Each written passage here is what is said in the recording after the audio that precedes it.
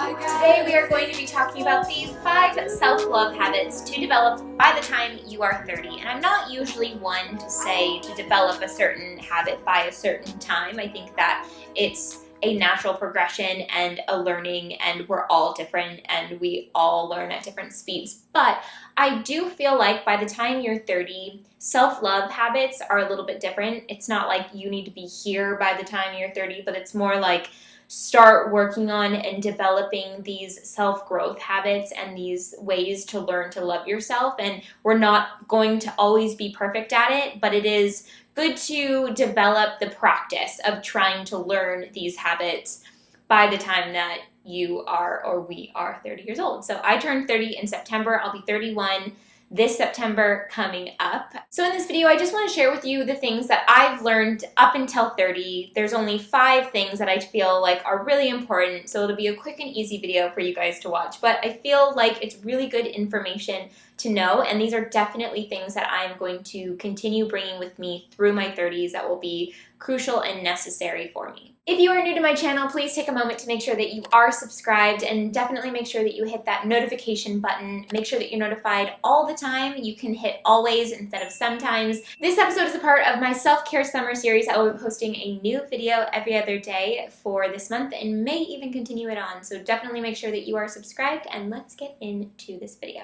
My first self-love habit that I developed in my 20s that I will definitely continue on is to not expect so much from myself and to stop comparing myself to others. This is a 2-in-1 because these 2 tips go hand in hand together. In my early 20s, I had so many expectations for myself, and my expectations a lot of the times were unrealistic. I expected perfection from myself a lot of the times, and that came with school stuff, that was career stuff, that was physical things, that I just put so much pressure on myself and it weighed on me. And as I got older and wiser and learned about the fact that I'm not perfect and I'm going to fail and I'm going to make mistakes, it was easier for me to understand, why do I have all these expectations for myself? And also celebrating the little things that I did was a really great way for me to not have so many expectations for myself, because I was able to be optimistic about the things that I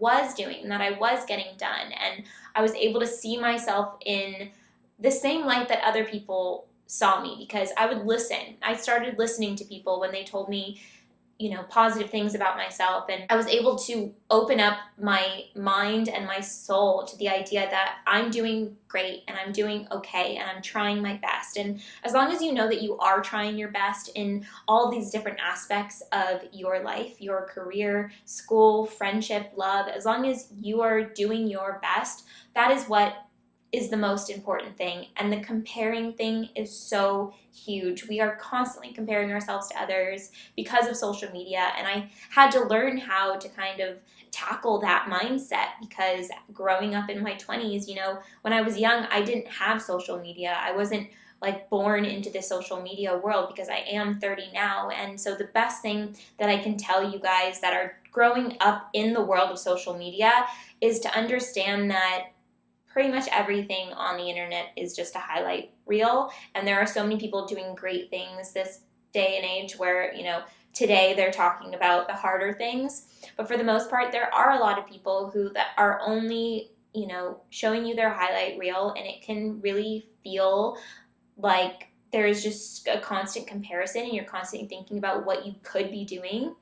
Instead, just really focus on yourself and how you're feeling. In one of my last videos, I talked about a 3-minute focus on yourself in the morning. And I think that this is a good practice too, because then you can focus on yourself and realize how you're feeling, what you need to do today, and just take a moment and reflect back on yourself. Like the moment that you start thinking about where somebody is in the world, where they're traveling to, how their career is going, remember that not everything is it's not all rainbows and butterflies for them, and it may seem that way. There's always something hidden in there most of the time. And sometimes people are just having a great time and living a great life, and that's awesome. And we should celebrate them and, realize that everyone has their ups and downs. So at the end of the day, just try to really take that focus back on yourself and nurture your own life and take care of your own life and get to where you want to be. But don't expect yourself to be perfect in everything that you do, because failing is part of life, and you become a better person with failure, and you learn so much more with failure. You become wiser,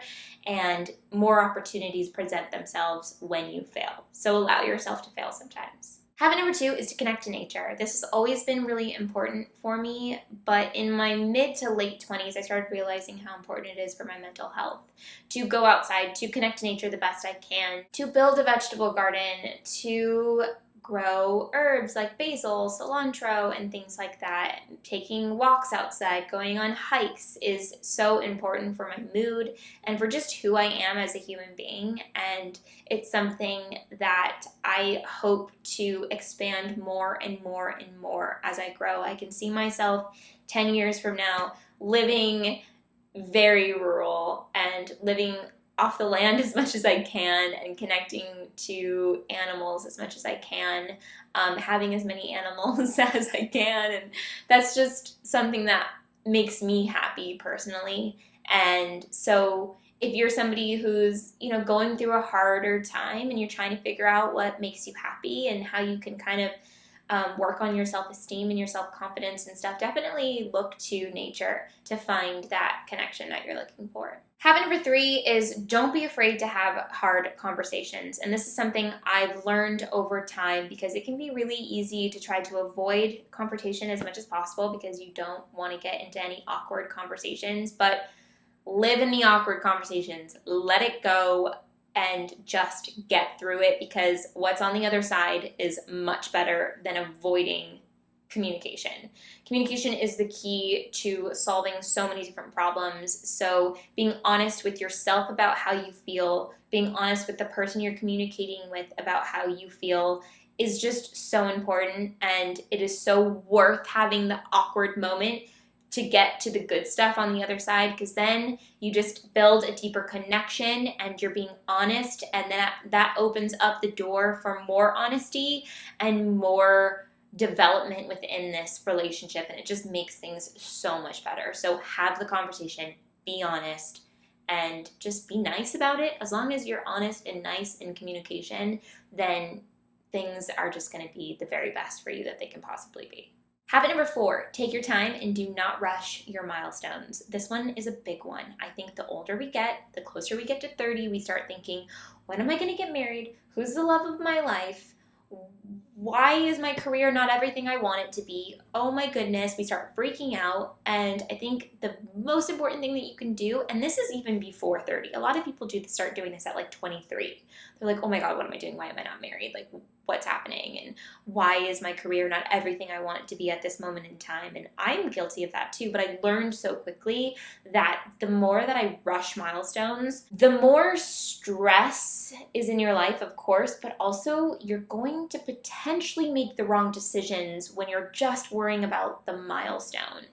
And if you ignore that and you allow yourself to have time, because we do have time. Yes, life is short, but we also have tons more time than society makes us think we do.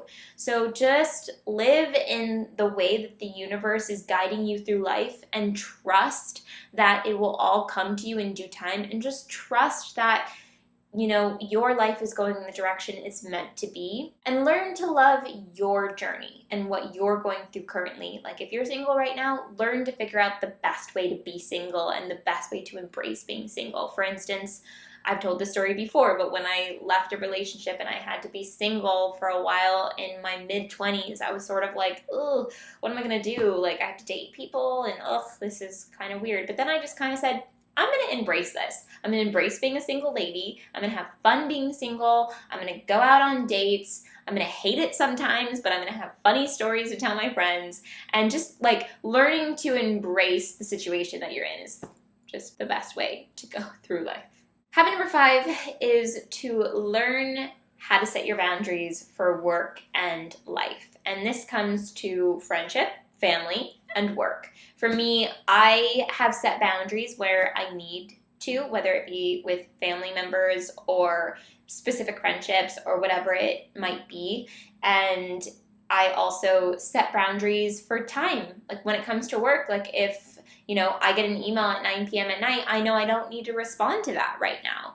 And then when it comes to family, if there's somebody in your life who asks you for more than you can emotionally give, then you have to set that boundary at times. We have to protect our energy because there's just so much energy we have emotionally, physically. Just making sure that you're paying attention to your energy, where you're putting it, and how to balance it out. I'm pretty sure I've talked about work-life balance before and exactly how to execute that the best way, but if you guys would like me to do another video just completely based off of that, please let me know in the comments below, because I can talk about work-life balance all day long, because it is something that I have to continuously work on because I'm not perfect at it either, and it takes time to learn how to be, and we're never going to be perfect at it. It's a never-ending journey to learn how to balance our life because things are constantly changing in our lives as well. That is it for the 5 self-love habits to develop by the time you are 30. I love that some of you have been jotting down the habits and practices that I have been giving you guys in your journals or in your phones. I've been getting DMs from you guys telling me that you are doing that, and that makes me just so freaking happy because I do that as well. Like when I do the pre-production on these videos, I write them all down and I get to an idea of like, okay, this is what we have, like this is what I want to talk about. I always like to make sure that I'm implementing these things into my life as well, and it's so cool to have all of this information down for me too, to go back to and to try to make sure that I'm implementing into my life all of the time, because these are things that I talk about, but I'm not always perfect at them, and I want you guys to know that. That is just me being 100% transparent and honest with you guys. This is always a continuous journey. It's a journey of self-growth. It's a journey of trying to live your best life, and it doesn't always come easy, and it takes practice. So I just want to reiterate that to you guys. I know I've said that many times before, but it's really important to talk about because that's part of tip number 1, not having so many expectations for yourself, not watching this video and then walking away and thinking, okay, I have to implement all these things perfectly because Carrie said that in this video that I have to have it by 30. No, part of this whole process is being gentle with yourself. Please make sure to give this video a thumbs up if you liked it, and I will see you guys very, very soon in a new video. Love you guys to the moon and back. I hope you guys are all well, and if you're not having a good day, I'm sending you all of my love, and I hope that it gets better soon. And if it doesn't get better soon, it's going to get better. So just know that there is a light shining for you very soon down the road. I love you.